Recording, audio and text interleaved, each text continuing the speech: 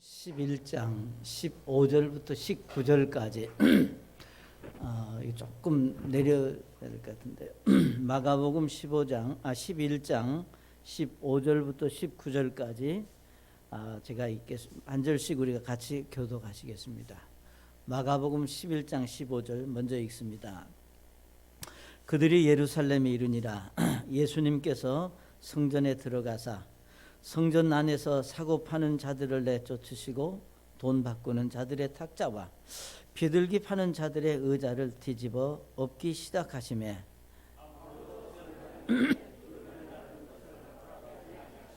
그들에게 말씀하시며 가르치시되 기록된 바 내 집은 모든 민족들에게 기도하는 집이라 불리리라 하지 아니하였느냐. 그러나 너희가 그것을 강도의 소굴로 만들어뒀다 하시매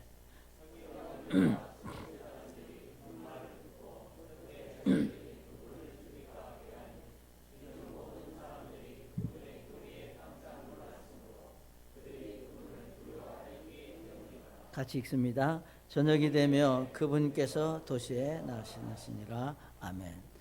하나님 아버지, 주님의 말씀이 우리에게 있음을 인해 감사드리며 이 아침에도 주의 말씀을 전할 수 있는 은혜를 주셨습니다. 종의 입술을 사용하시고 하나님이 주장하시는 온전한 말씀이 바르게 선포되는 은혜가 있도록 아버지 도와주옵소서. 예수님의 이름으로 기도드립니다. 아멘.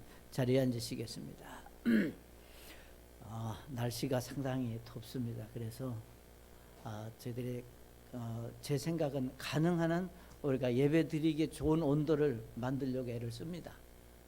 그러니까 여러분이 혹 추우신 걸 준비해서 혹 교회 오실 때 이렇게 얇은 이런 가디건 같은 것도 하나씩 준비해 오시면 아마 좀 도움이 되지 않겠나 싶은 생각이 듭니다.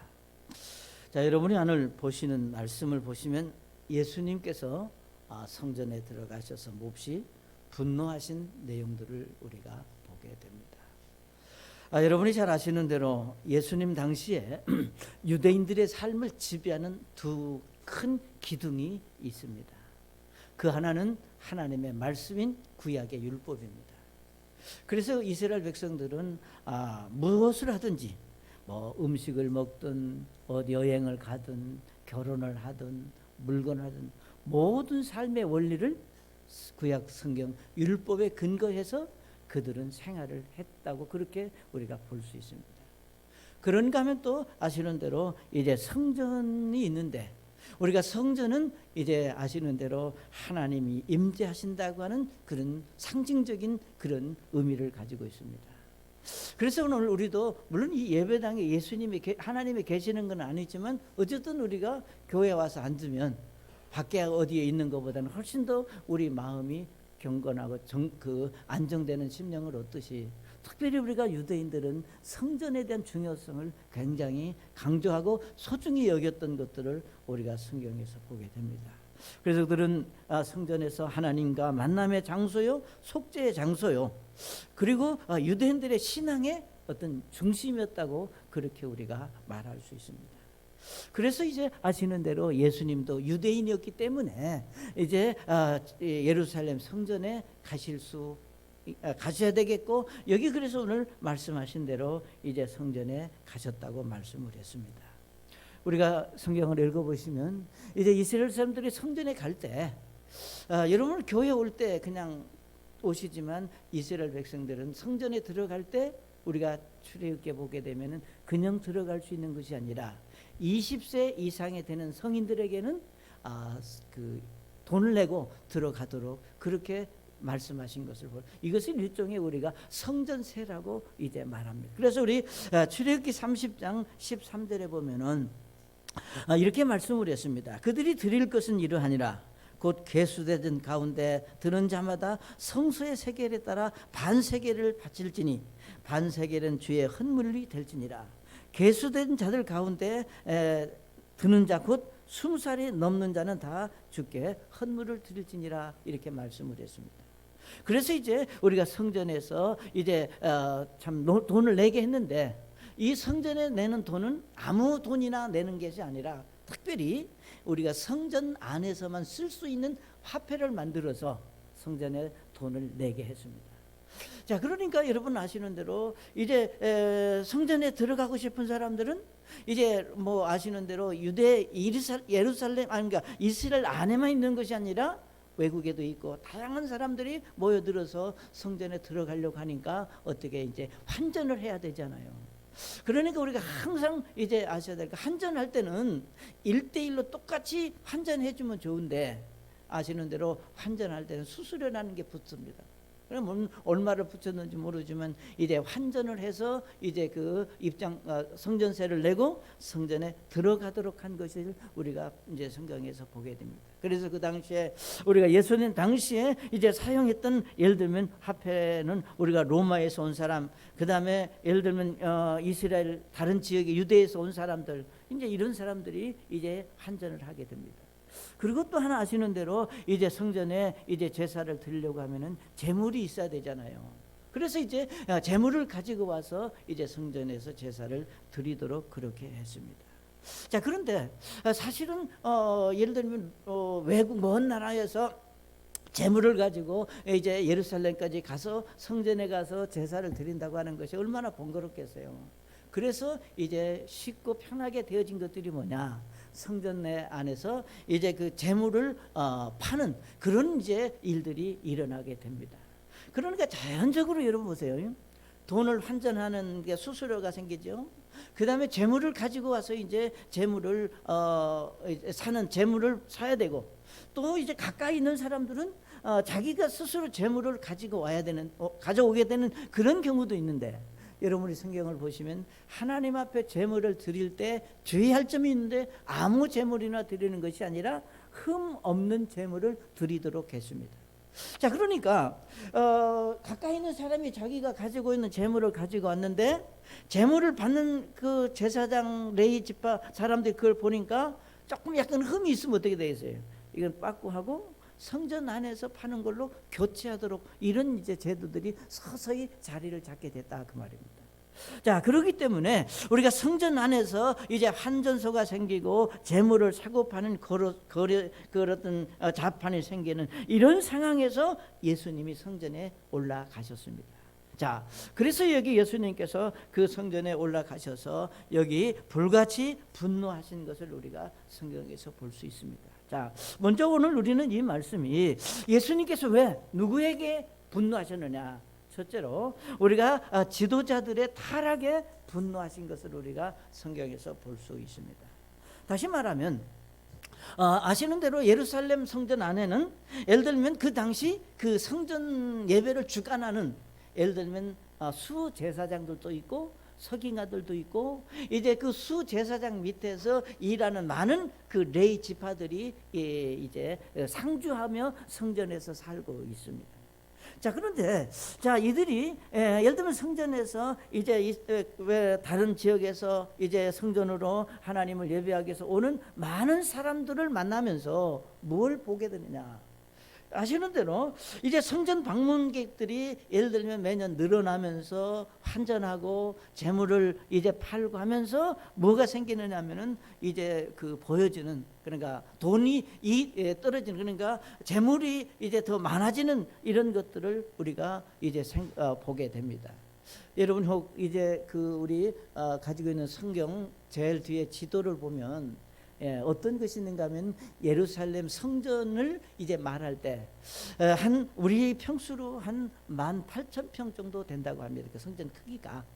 그리고 이제 그 성전을 이제 이렇게 성전 안에 그 예를 들면 성소와 지성소라고 하는 그 하나님을 직접적으로 예배하는 건물이 있고 그 주변에는 이제 편의상 이방인들의 뜰, 그 다음에 여인들의 뜰, 유대인들의 뜰, 제사장의 뜰 이렇게 구분을 해놨습니다. 그런데 그 지도를 보면은 이제 거의 한 70% 이상이 이제 이방인들의 뜰입니다. 그런데 이제 이방인들 그 뜰에 예를 들면 유대 지도자들이 예를 들면 그곳에 대리석으로 난간을 설치하고 요즘 우리가 말하는 이제 노점 자판을 쭉 만들어 놓고 사람들로 하여금 그곳에서 동전도 바꿔주고 비둘기도 팔고 염소도 팔고 소도 팔고 이런 일들이 이 성전 안에서 이제 벌어지고 있었다 그 말입니다. 그리고 하시는 대로 그 당시 수제사장이 누군가 하면은 우리가 가야바라고 하는 이방인입니다. 그러니까 잘 아시는 대로 우리가 이스라엘 사람들이 제사장이 되기 위해서는 전통적으로 누가 제사장이 돼야 되는가 하면은 레위 지파가 제사장이 돼야 되는데 이 가야바라고 하는 사람은 레인이 아니라 이방인입니다. 그러면 우리가 생각할 때 이방인이 제사장이 됐다고 하는 그 자체가 벌써 맞지 않고 또 이 가야바가 제사장이 되기 위해서는 많은 돈을 들이고 많은 사람들을 끌어모아서 자기 힘을 만들었기 때문에 예를 들면 우리가 뭐 그래서는 안 되지만 내가 많은 돈을 주고 그 자리에 갔으면 평생 그 자리에 있는 게 아니고 언젠가 그만둬야 될 때면 뭐 해야 돼요? 본전을 가지고 나와야 되잖아요. 이게 사람의 심리거든요. 그러니까 가야바는 이제 이런 어떤 여러 가지 정치적인 그다음에 자기 개인적인 이런 배경 때문에 예루살렘 성전 안이 마치 시장 바닥 같은 그런 모습으로 전락해 버렸다는 겁니다. 그러니까 이런 모습을 보시면서 예수님이 이제 그들에게 정말로 이게 분노하셨습니다.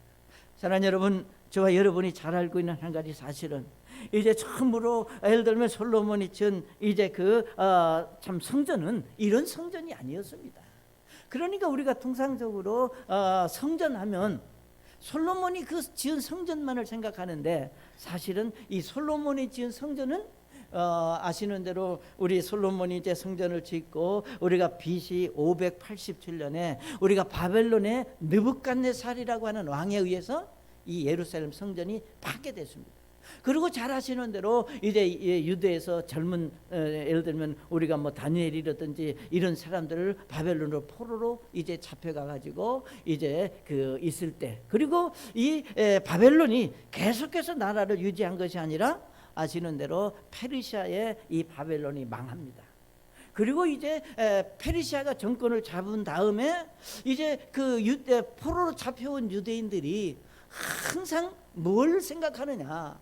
예루살렘에 있는 내 고향의 성전 이런 그것들을 이제 염두에 두고 있는 모습을 보고 아시는 대로 페르시아 왕이 페르시아 고레스가 우리가 스룹바벨이라고 하는 사람을 시켜서 성전을 재건하게 합니다. 그리고 이제 그 성전이 재건이 되는데 그 성전은 솔로몬이 지은 성전하고는 조금 차이가 있는 초라한 모습의 성전을 재건을 합니다. 어쨌든 간에 그래도 이제 이 예루살렘의 성전이 그 원래 솔로몬의 자리에 성전이 지어져서 잘 있다가 또 이 성전도 BC 169년에 시리아에 의해서 성전이 또 망합니다. 없어졌어요. 이제 그러다가 이제 잘 아시는 대로 우리가 예수님 태어날 때 왕이 헤롯이잖아요. 그 헤롯의 아버지 때에 이제 그러니까 BC 한 20년경에 이 헤롯 왕이 다시 성전을 재건하기 시작해서 예수님 당시 그러니까 예수님이 성전에 올라가셨다. 이 성전은 과거의 솔로몬의 성전이 아닙니다. 그러니까 과거 솔로몬이 지은 성전에는 감히 성전 안에서 뭐 돈을 바꾼다, 짐승을 판다? 이건 불가능한 얘기입니다. 그러니까 잘 아시는 대로 이 성전은 하나님께 예배드리고 하나님을 섬기기 위해서 있는 장소지 다른 어떤 성전을 통해서 자기 개인적인 유익을 위해서 그것이 사용되는 것은 하나님 앞에 선지 못하다고 하는 겁니다. 자, 그렇기 때문에 예수님은 그 당시에 그 상황을 보시고 저들에게 분노하셨고 이제 저들에게 여기 성경에 말씀하신 대로 15절부터 이제 말씀하시는 대로 그들이 이제 성전 안에서 사고 파는 자들을 내쫓으셨다고 말씀을 했습니다. 사랑하는 여러분, 오늘 저와 여러분에게서 중요한 사실은 우리가 정말 한 사람의 지도자의 타락은 그 공동체 전체의 타락을 가져온다고 하는 사실을 우리에게 말씀하고 있습니다. 여러분이 잘 아시는 대로 한 나라의 이제 모든 국군이 이제 지도자들에게 달려 있기 때문에 우리는 지도자들을 위해서 열심히 하나님의 뜻대로 참 일하도록 기도하는 이유가 바로 거기에 있는 겁니다. 그러니까 우리가 국가적이든 개인이든 사업이든 모든 그 결과 이제 과정들이 사실은 지도자의 책임이 중요하다고 하는, 막중하다고 하는 것을 우리가 성경을 통해서 배울 수 있습니다. 저는 그렇기 때문에 우리가 이 말씀을 보면서 우리 모두는 정말 우리가 하나님의 말씀 앞에 내가 서 있는 그 위치에서 내가 어떤 위치에, 그러니까 내가 서 있는 내 자리에서 나 자신에게 말할 수 있는 것은 내가 지도자라고 하는 내 위치에 내가 잘못되면, 내가 잘못된 사고를 가지면 나 한 사람으로 끝나는 것이 아니라 다른 사람들에게까지 잘못된 영향을 끼칠 수 있다고 하는 그런 영적인 사고의식을 우리가 가질 필요가 있다고 하는 겁니다. 그러니까 한 가정이 잘못되면 그 가족들이 영적으로 잘못될 수 있고, 우리가 하나님의 교회도 마찬가지입니다. 목사 한 사람이 잘못되면 그 교회가 잘못된 교회로 흘러갈 수 있다고 하는 겁니다. 그러니까 우리가 성전 안에 있는 지도자들이 정말로 순간적인 이제 보여지는 상황에서 자기들이 돌아오는 재물의 욕심 때문에 하나님 앞에 드려져야 될 그 성전 제사가, 성전 안에서 되어지는 일들이 여기 성경에 말씀하신 대로 예수님이 그것을 너희가 기도하는 집인데 강도의 소굴로 만들었다고 말씀을 했습니다. 여러분, 우리가 강도의 소굴이라고 하는 그 의미를 우리가 잘 이해하실 수 있기를 바랍니다. 그러니까 사실은 우리가 선한 의도로 예를 들면 자판을 해서 노점을 하는 그런 분들이 있는가 하면, 한간에 우리가 흔히 말하기를 기업형 노점이 있다고 그러잖아요. 노상. 그러니까 우리가 어떤 유익을 위해서 정말 그 불의한 방법으로 이제 일하는 사람들을 우리가 종종 듣게 됩니다. 그러니까 예수님은 여기에 분노하신 것은 다른 거 아닙니다. 정말 그 지도자들이 정말 하나님을 경배하고 하나님을 섬겨야 될 그 거룩한 이제 성전 안에 자기들의 돌아올 유익을 생각하고 부패한 지도자들이 예를 들면 저들의 어떤 유익을 위해서 그 하나님을 섬겨야 될 그 거룩한 것을 이제 시장과 같은 마치 정말 그 강제로 빼앗느니 강도의 소굴과 같은 것으로 만들었다고 하는 그 사실에 분노하셨다고 하는 겁니다. 그렇기 때문에 오늘 우리에게 있어서 중요한 것은 여러분이 정말로 어디에 어떤 위치에 있든 여러분 스스로가 하나님 앞에 우리가 참 고백할 수 있는 것은 하나님이 내게 나를 이곳에 세우신 그 위치가 나는 이곳의 지도자다, 영적인 지도자라고 하는 그런 사고의식이 여러분이 필요하다고 하는 겁니다. 그래서 내가 바라서야 내게 영적인 영향을 끼칠 수 있는 다른 사람에게 바른 사고를 갖게 할 수 있다고 하는 겁니다. 그리고 또 우리가 생각해 볼 수 있는 것은 우리가 하나님께서 내게 주신 그런 환경과 형편을 우리가 감사함으로 받아들이지 못하면 우리는 어떤 경우라도 내 마음에 정말 그 감사와 우리가 더 많은 것들을 요구하는 것이 우리 사람들의 심리라고 하는 겁니다. 오늘 많은 사람들은 하나님이 주신 환경과 형편에 우리가 감사하지 못하면 어떤 결과를 가져오는가 하면 우리는 상대적인 빈곤을 우리가 갖게 됩니다. 여러분 아시는 대로 상대적인 빈곤이라고 하는 것은 나보다 더 많이 가진 사람하고 나를 비교하면 나는 항상 부족한 겁니다. 그러니까 전 여러분이 어떤 경우라도 하나님이 내게 주신 그 사실은 하나님과 나의 관계지 다른 사람들과 연관시켜서 우리가 생각하고 볼 수 있는 것들이 절대로 아니라고 하는 사실을 말씀 안에서 여러분이 확신하셔야 된다 그 말입니다. 내가 어떤 것을 가지고 있든 내가 지금 어떤 위치에 있든 이것은 하나님이 나를 사랑해서 내게 주신 것이지 다른 사람들과 함께 비교하고 우리가 그렇게 하도록 하신 것이 절대 아니라는 겁니다. 그렇기 때문에 오늘 여기 디모데전서 6장에 말씀하신 대로 정말 우리가 먹을 것과 입을 것이 있은즉 우리가 그것으로 만족할 것이니라. 아멘 하세요. 그래 행복해요. 먹을 것과 입을 것 참 감사하다. 그런데 만약에 우리가 먹을 것과 입을 것이 있음에도 불구하고 더 먹어야 되겠고 더 입어야 되겠고 다른 사람보다 더 좋은 것, 더 많은 것 이렇게 우리의 생각이 옮겨지면 우리는 그 자체가 곧 욕심이 생기고 절대로 행복해질 수 없다고 하는 겁니다. 우리는 상대적인 빈곤이 아니라 하나님이 주신 것에 대해서 우리가 감사할 수 있는 믿음의 사람들이 될 수 있기를 바랍니다. 그래서 우리 예수님 당시 지도자들의 생각이 그러했습니다.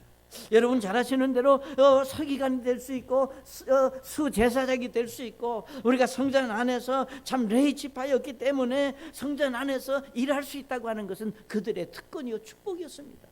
자, 그런데 그들이 하나님이 주신 특권과 축복을 우리가 하나님께서 주신 것으로 감사하게 받아들이지 않고 그것을 사용해서 자기의 부를 축적하고 자기의 유익을 원해서 그걸 그릇된 방법으로 이제 사용되어졌다고 하는 그 사실이 우리 예수님의 분노를 일으킬 수밖에 없었다고 하는 겁니다. 그래서 우리는 어떤 경우라도 정말 하나님이 내게 주신 그 위치, 하나님이 나에게 주신 이런 여러 환경들을 우리가 감사하고 여기에 우리가 만족하려고 하고 감사하려고, 그럴 때 하나님이 더 감사하고 만족할 때 하나님이 더 좋은 것으로 우리를 채워주시고 축복해 주시리라고 믿습니다.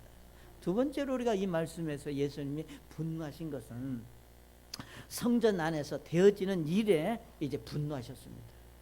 여러분 이런 경우 있으시죠? 이제 뭐 애들을 다 컸기 때문에 그런 분들도 다 옛날 얘기가 될 수 있지만, 한참 아이들이 이제 자랄 때 집 밖에 볼일이 나가면서 너 잘 놀고 있어라, 그래서 이건 이렇게 저렇게 하고 갔다 왔는데 몸에 갔다 와서 보니까 집안이 온통 난장판이 됐습니다. 그럴 때 여러분 어때요? 아이고 참 착하게 잘 놀았구나, 큰 사고 안 났으니 다행이다, 그렇게 말할 수 있는 아마 부모는 드물 겁니다. 어쨌든 간에 이제 뭐 쥐잡든 잡지 않을지라도 어쨌든 간에 분노가 나는 것이 우리 사람의 모습이에요. 그러니까 지금 예수님이 제자들과 함께 성전 안으로 딱 올라가서 보시니까 우리 여기 15절에 뭐라고 그랬어요? 예수님께 성전에 들어가서 성전 안에서 사고 파는 자들을 내쫓으시고 돈 바꾸는 자들의 탁자와 비둘기 파는 자들의 의자를 뒤엎으시고 아무도 성전을 통해 기구를 나누는 것을 허락지 아니하셨다 그랬습니다. 그런데 우리가 사복음서에 보면은 예수님께서 우리가 성전을 정결케 하셨다고 하는 내용이 네 요한복음, 마태복음, 마가복음, 누가복음 네 복음서에 똑같이 다 나옵니다.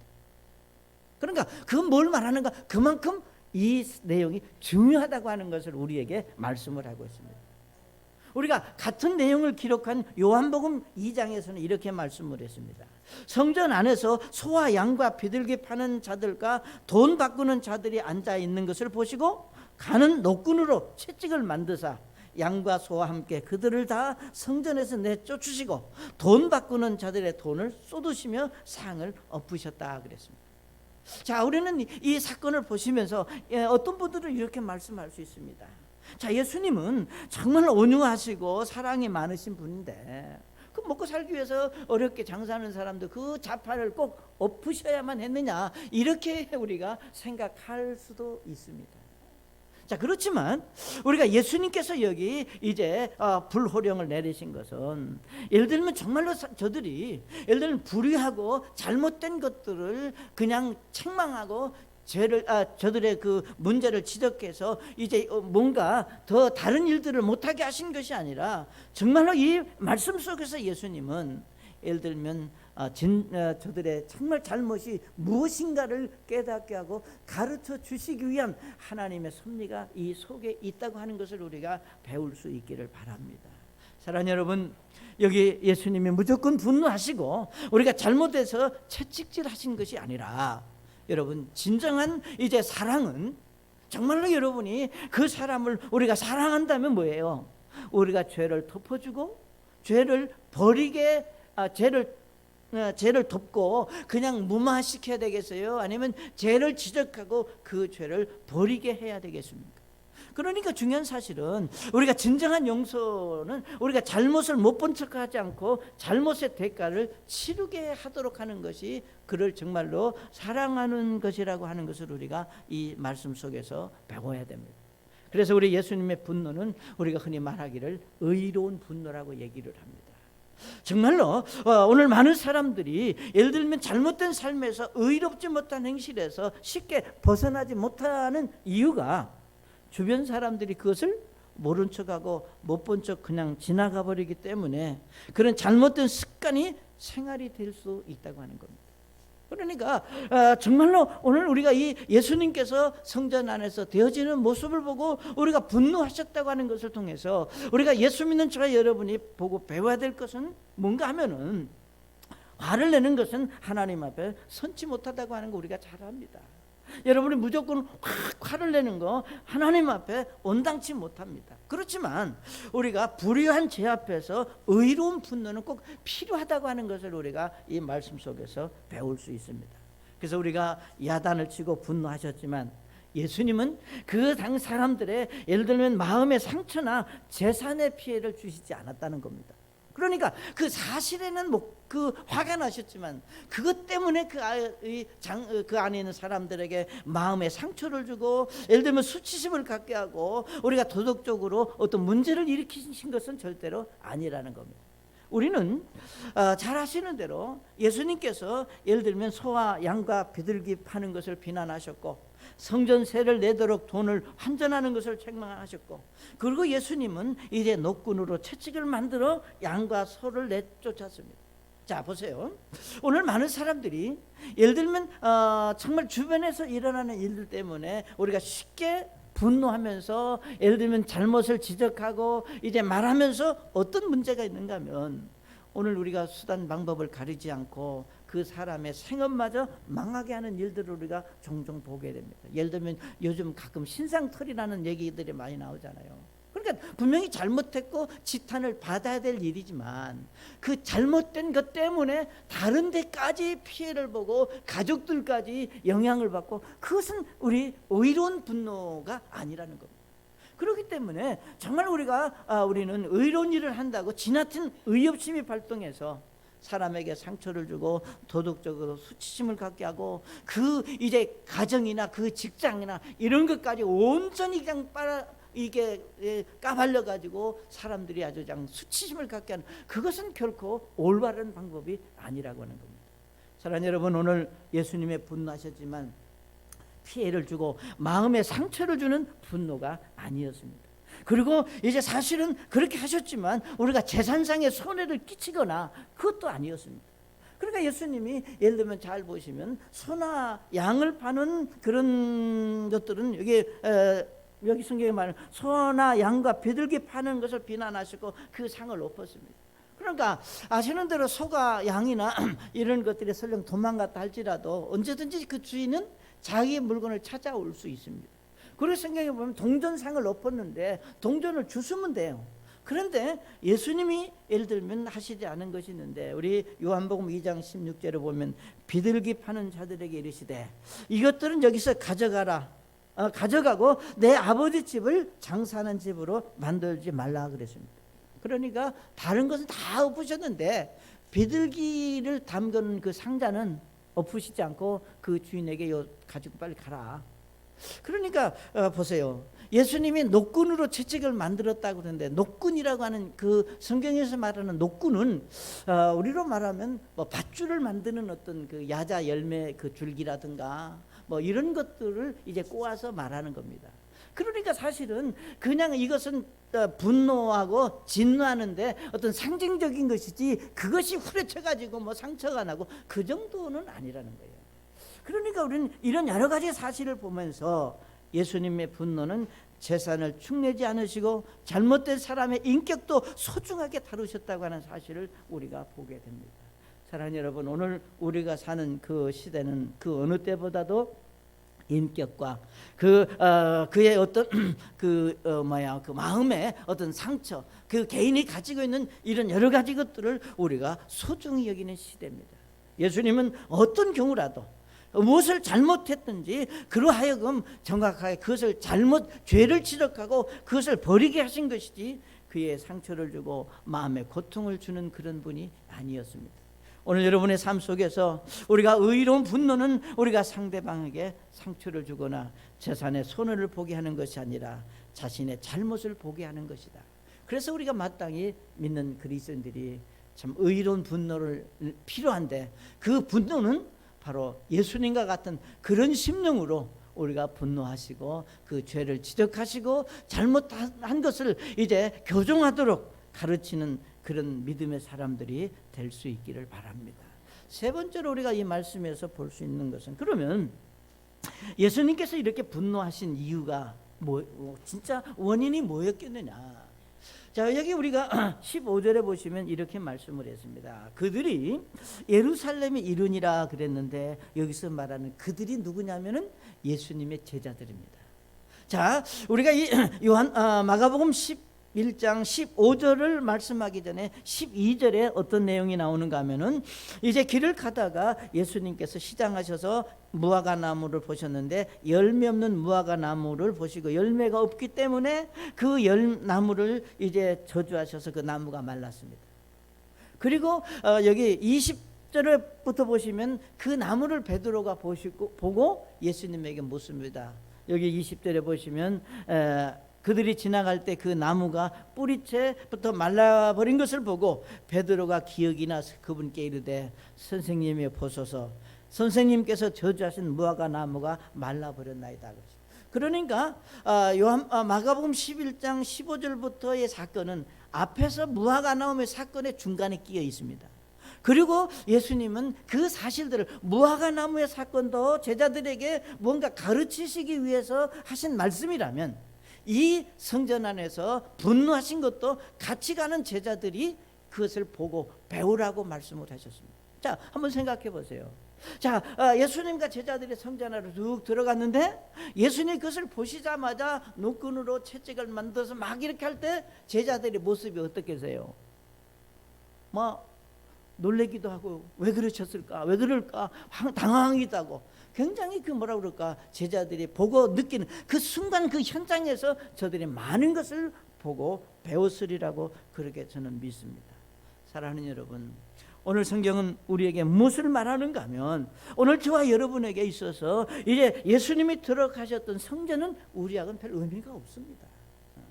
여러분 아시는 대로 이미 이 예수님이 들어가셨던 이 성전은 우리가 역사적으로 보면 AD 70년경에 로마의 티토 장군에 의해서 성전이 완전히 무너졌고, 지금은 성전을 둘러싸고 있는 벽만이 남아 있습니다. 그래도 전통적인 유대인들은 지금도 예를 들면 성전의 그 벽인 무너진 성전 벽에 우리가 흔히 말하기를 우리가 신하면 통곡의 벽이라고 그러잖아요. 그래서 그 동격의 벽에 가서 지금도 그 지폐, 이게 성전에 돈을 내는 지폐를 그 구멍에다 끼고 거기에 손을 얹고 기도하고 가는 그 순례객들을 우리가 얼마든지 볼 수 있습니다. 그러니까 우리하고는 이 성전의 개념은 다른 겁니다. 그러니까 예수님께서 오늘 이 말씀을 저와 여러분에게 주시고 우리가 받아야 될 교훈이 뭐냐? 우리는 건물 성전이 아닙니다. 저는 여러분, 우리 성경에서 고린도 전서 6장에 말씀하시기를, 너희 몸이 너희가 하나님께 받은 바 너희 안에 계신 성령의 전인지를 너희가 알지 못하느냐. 여기 값을 치르고 사셨다 그랬습니다. 그리고 너희 몸과 너희 영으로 하나님께 영광을 돌려라 그랬습니다. 자, 보세요. 구약에 우리가 그것이 솔로몬이 성전이었던, 스룹바벨의 성전이었던, 헤롯의 성전이었던, 성전의 기능은 뭐냐? 하나님을 예배하고 하나님을 섬기는 장소였지 성전 자체가 큰 의미가 있는 것은 아니었습니다. 마찬가지로 오늘 여러분과 제가 예수 믿고 구원받아서 하나님의 자녀가 되었습니다. 이제 하나님께서 하나님을 믿고 구원받은 성도들, 우리 자신이 우리 마음속에 하나님의 성령께서 우리 마음에 오셔서 우리가 하나님을 예배하고 섬길 수 있는 성전과 같은 역할로 하나님 우리를 세워주셨다는 겁니다. 그렇기 때문에 성경은 우리가 예수님을 구주로 믿고 구원받은 그리스도인들이 이제 참 죄 용서함 받아 우리가 거룩하고 의로운 사람이 되었다는 겁니다. 그래서 우리가 고린도후서 5장 17절에 뭐라고 말씀했는가 하면은, 너희가 예수님 안에서 이제 하나님께서 지으신 새로운 창조물이다 이렇게 말씀했습니다. 우리는 이제 예수님 때문에 하나님이 보시기에 아주 깨끗한, 정말 하나님 앞에 온전히 하나님만을 섬길 수 있는 사람으로 하나님이 우리를 새롭게 만들어 주셨다는 겁니다.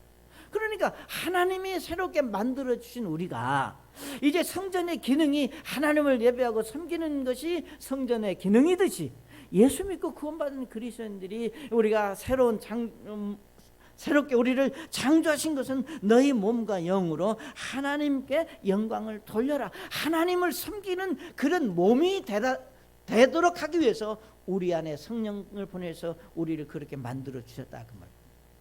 그러니까 보세요. 여러분 이렇게 우리가 말할 수 있습니다. 우리는 예수님 안에서 예수님의 보혈로 깨끗한 사람이 됐는데 정말 우리가 믿음으로 사는 것을 이제 반대하고 이것을 못하게 하는 그런 세력이 있는데 그것을 우리는 사탄이 우리를 그렇게 만든다 이렇게 우리가 말할 수 있습니다. 여러분이 잘 아시는 대로 우리가 깨끗한 예수님 안에서 우리가 예수님의 보혈로 우리가 깨끗한 사람이 되었습니다.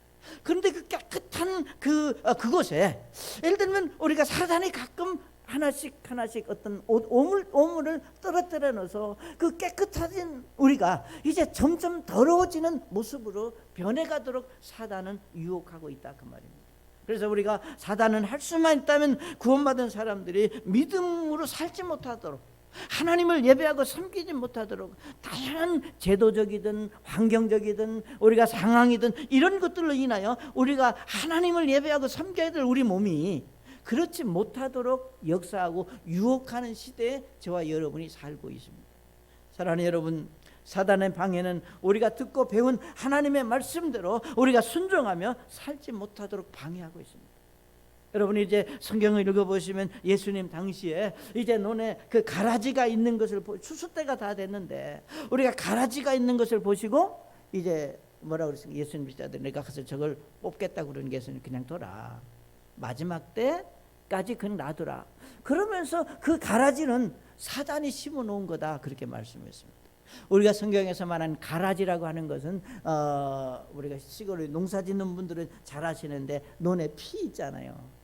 참 신기하게 못 심을 때 절대 피를 심는 사람은 없어요. 근데 이상하게 간혹가다 이제 그 벼가 이렇게 자라서 이제 이렇게 자랄 때 보면 피가 군데군데 있는 것을 볼 수 있습니다. 마치 우리 신앙생활 속에서도 하나님은 절대 우리에게 그런 잘못된 것을 심어주는 분이 아니다 그 말이에요. 근데 사단이 이제 우리도 모르게 우리가 정신 놓고 있을 때 그 피를 가끔 우리 마음에 심어놔가지고 이제 그것이 자라서 점점 우리가 하나님을 섬겨야 될, 하나님을 예배하고 하나님께 찬양 돌려야 될 우리 믿는 사람들을 그렇게 못하게 만든다 그 말입니다. 자, 그렇기 때문에 로마서 8장에 말씀하시기를 육신적인 생각은 하나님의 뜻에 굴복할 수 없습니다. 하나님을 기쁘시게 할 수도 없다고 성경에 말씀을 했습니다. 사랑하는 여러분, 우리가 예수 믿고 구원받은 그리스도인들이 하나님의 말씀에 순종하지 못하게 하는 그 사단의 역사, 그리고 그것을 잘못인 줄 모르고 살고 있는 이제 많은 이제 사람들에게 주님이 화가 나신다 그 말이에요. 네? 여러분, 하나님은 저와 여러분이 행복하게 사는 걸 원하시죠? 맞죠? 그럼 우리 부모님들에게 여러분이 자녀들이 행복하게 살기 원하시죠? 그런데 우리 자녀들이 행복하게 살지 못할 때 부모들이 뭐라고 얘기를 하는가? 참 말은 안 하지만 답답하죠. 저는 어떤 면으로 우리 하나님께서도 예수 믿고 구원받은 그리스도인들이 하나님의 말씀 안에서 행복하게 살기를 원하는데 그러지 못할 때 굉장히 정말 안타깝고 이제 정말 어떻게 해야 될까? 그러면서 이제 화가 나니까 우리 예수님이 노끈으로 채찍을 만들어서 성전 안에 있는 사람들에게 이제 분노하셨듯이 오늘 우리에게도 그러실 수 있다고 하는 걸 말씀합니다. 우리 잠언 19장 9절에 보면 이렇게 말씀을 했습니다. 어리석은 자들의 등을 위에는 채찍이 예비됐다 그랬습니다. 오늘 우리가 여기서 말하는 세상에서 말하는 어리석다 하는 말은 여러 가지를 우리가 말할 수 있죠. 조금 생각이 둔하다, 좀 멍청하다, 미련하다, 어쩌다 어리석다고 하는 말을 하면 많은 것들을 말할 수 있죠. 그러나 하나님께서 말씀을 통해서 성경에서 어리석은 사람이 누구냐? 우리 시편 14편 1절이나 우리가 시편 53편 1절에 보면 이렇게 말씀했습니다. 어리석은 자가 마음속으로 이르기를 하나님이 없다 한도다. 그들은 부패하여 가증한 불법을 행하였으니 선을 행하는 자가 하나도 없다고 말씀을 했습니다. 그러니까 우리가 세상에서 어리석은 사람은 누구냐? 좀 뭔가 부족한 사람을 어리석다고 말하는데, 성경에서 말하는 어리석음은 하나님이 없이 내 마음대로, 그러니까 하나님이 없고 여기 자기 마음대로 죄를 짓고 불법을 행하는 가증한 그런 사람들이 어리석은 사람이다.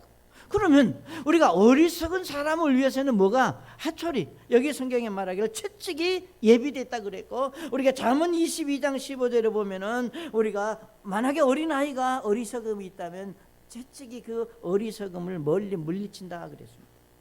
사랑하는 여러분, 예수님이 채찍을 들고 성전 안에서 분노하셨듯이 오늘 저와 여러분의 삶 속에서도 우리가 마땅히 하나님을 예배하고 섬겨야 될, 하나님께 영광을 돌려야 될 우리의 몸이 그렇게 사용되지 못했을 때 우리 주님이 채찍을 들고 분노하실 수 있고 그 채찍이 우리에게 내리칠 수도 있다고 하는 겁니다. 그러니까 우리가 노끈으로 만든 채찍이 사실은 그 자체로는 별 의미가 없지만 그 채찍으로 예를 들면 내려쳤을 때 맞는 그 고통은 보통 고통이 아닙니다. 오늘 우리에게 있어 중요한 것은 하나님의 진노의 채찍은 우리가 다양한 방법으로 우리에게 임할 수 있다고 하는 사실을 저는 이 말씀 속에서 우리가 염두에 둘 필요가 있습니다. 우리는 이렇게 말할 수 있어요. 쉽게 다른 누군가가 어떤 어려움을 당하면 너 벌 받는다. 여러분, 결코 우리는 그런 어리석은 언어를, 그런 사고를 우리에게서 버려야 됩니다. 내가 예를 들면 어떤 누구를 할지라도 우리가 어떤 문제가 있을 때 다른 누군가가 너 그것이 벌 받는다, 그거는 우리 하나님이 저와 여러분에게 주신 것은 우리는 순종할 뿐이지 누구를 정죄하거나 누구를 예를 들면 판단할 권리를 우리에게 주시지 않았습니다. 다만 고통을 당하는, 어려움을 당하는, 이제 채찍을 맞아서 아픈 본인이 내가 채찍을 맞아서 아픈 이것은 내가 하나님 앞에 바로 서 있지 못했기 때문에 하나님이 나를 사랑하셔서 온전한 사람으로 만들어 주시기 위해서 하나님이 내린 채찍이구나, 이렇게 본인이 느낄 수 있어야지 다른 누군가가 그렇게 말하는 것은 오히려 그에게 상처를 주고 더 힘들게 하는 결과를 가져온다 그 말입니다. 그래서 여러분이 주변에 어떤 사람 어려움이 있게 힘들어하는 모습을 보면 정말로 하나님께서 그 바르게 이해하고 깨닫도록 기도는 해줄 수 있을지 모르지만 잘났다고 가서 푹 찔러가 너 매 맞는다, 그런 어리석음은 범치 말라 그 말이에요. 사랑하는 여러분, 하나님은 저와 여러분이 믿음이 성장하고 이제 하나님 앞에 잘 세워지기를 원한다고 하는 사실입니다. 우리 사도 바울이 고린도 교회 성도들에게 보낸 고린도전서 3장에서 이렇게 말씀을 했습니다. 여러분은 예수 믿고 구원받은 지가 오래가 돼서 참 그 시간적으로 보면 여러분의 선생이 될 수 있을 때가 다 되었다 그 말입니다. 그런데 아직도 여러분은 선생이 아니라 어린 아이와 같은 그런 사고를 가지고 있으니 참 심히 안타깝다. 여러분이 이제 우리 부모들이 가끔 자녀들한테 너 언제까지 그 어린애 짓을 할래? 이렇게 말할 때가 있죠. 그러니까 분명히 그 버릇, 그 때를 뭐 예를 들면 다 큰 아들이, 다 큰 딸이 막 투정 부리고 막 애양 부리고 막 응석 부리고 그러면 너 언제까지 그 짓을 할래? 이렇게 우리가 말할 수 있잖아요. 그걸 버려야 되잖아요. 때가 되면. 마찬가지로 우리가 신앙생활 속에서도 마찬가지입니다. 그러니까 여기 사도 바울이 고린도 교회 성도들에게 말씀하시는 것이 너희가 아직도 어린아이 같다, 이 말은 이제 예수 믿은 지가 참 오래됐는데도 아직도 어린아이들이 가지고 있을 그런 법을, 그런 행동들, 그런 믿음을 가지고 있구나, 그걸 버려라고 말해요. 그게 뭐냐, 우리 고린도전서 3장 3절에 말씀하시길 너희가 아직도 육신에 속했다. 여러분, 아직도 너희가 육신에 속하였다. 이 육신에 속했다고 하는 이 육신은 뭐냐, 아직도 자기 감정 속에 빠져 있다 그 말입니다.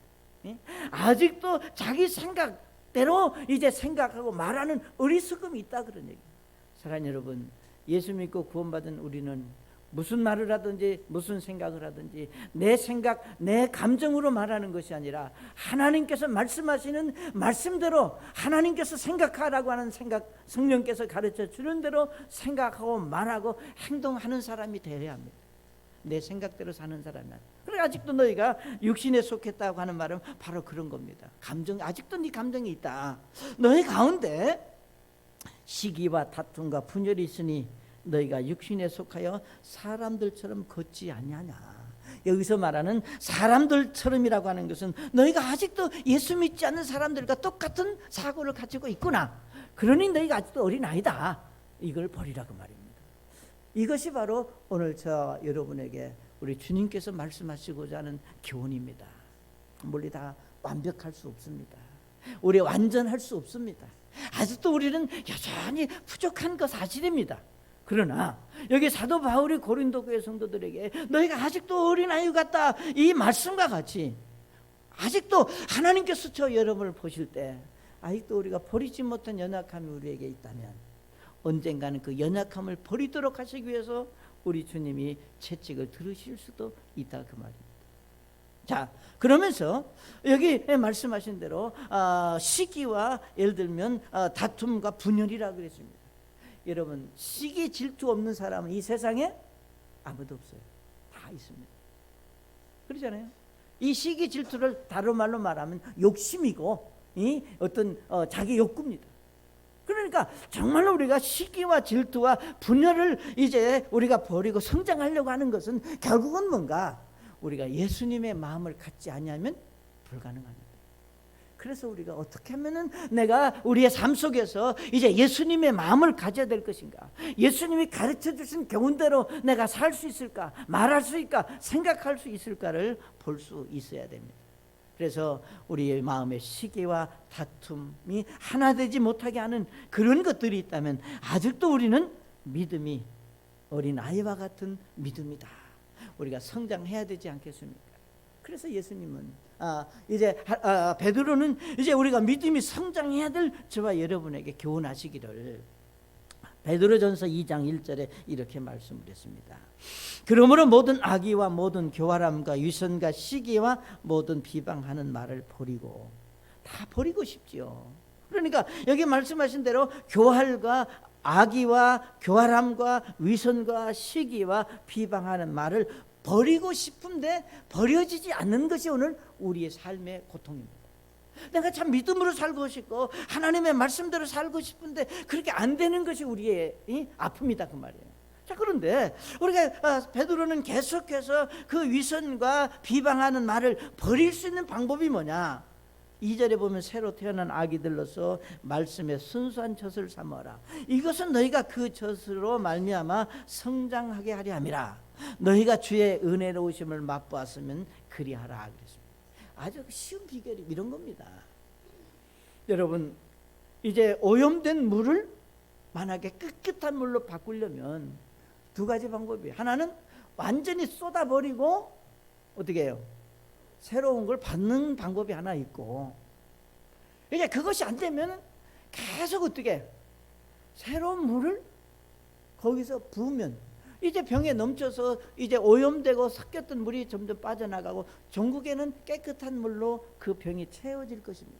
그러니까 여러분과 제가 예수 믿고 구원받은 그리스도인의 신앙 고백을 했고 우리가 믿음으로 살지만 여전히 우리에게는 시기와 다툼과 분열이, 교활함과 이제 이 비방하는 말과 이런 하나님의 원치 않는 것들이 우리에게 있다, 그 말입니다.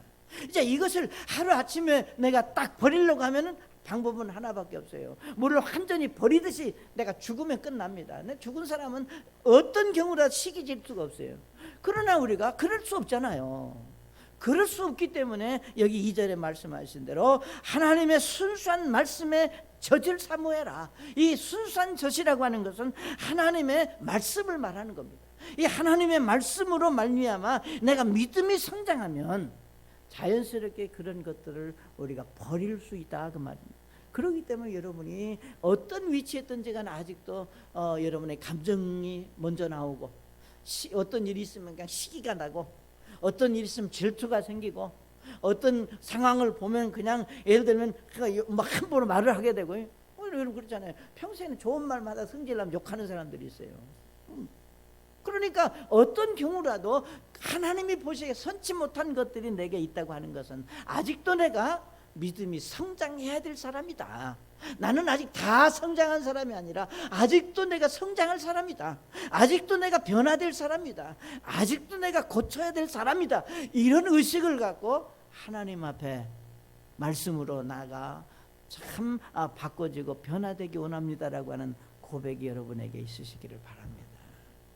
우리가 이런 것들이 결국은 이 예수님께서 성전에서 분노하신 것이 단순히 예수님이 그냥 분노하신 것으로 끝나는 것이 아니라 예수님과 함께 갔던 그들이 제자들에게 이 사실을 가르치시기 위한 교훈이 그곳에 있었습니다.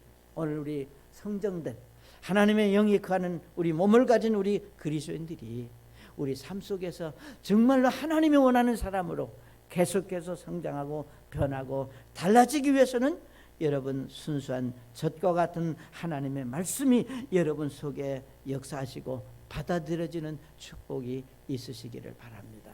우리 잠깐 머리 숙이시겠습니다. 그리고